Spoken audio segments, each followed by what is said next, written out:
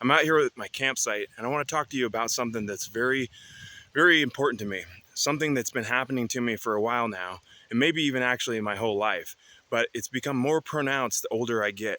I got some time off to have a hip surgery a while back, and the very day that I got laid off, I had this extreme anxiety come over me. Something I just hadn't never really experienced in this way before. It was so bad, I just wanted to curl up in a ball and cry. Honestly, I wanted to go back to bed and pull the covers over my head. Everything just seemed so insurmountable. It seemed overwhelming. And I felt like I didn't know how to get this to stop.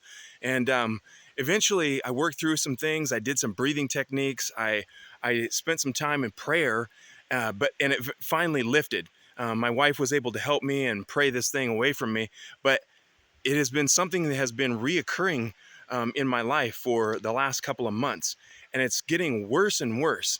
And so one day I asked the Lord, I said, I've done everything I can think of. I've cut caffeine out. I'm on day 10 of not having caffeine because I know it causes anxiety in me. But I don't know what else to do at this point. I'm not drinking alcohol anymore. I'm doing everything I possibly can to stop this, and yet it's not stopping. And so one night, a few nights ago, the Lord just woke me up and he said, it's time to pray. And he brought back thoughts to me that I hadn't thought about before. He said, just like David in the story of David and Goliath, when the king and all the army said, how can you fight this giant? You can't. You're just a kid. And he said, it will be no different than when I fought the bear or the lion. The Lord will deliver me out of their hands. And this uncircumcised Philistine will be no different.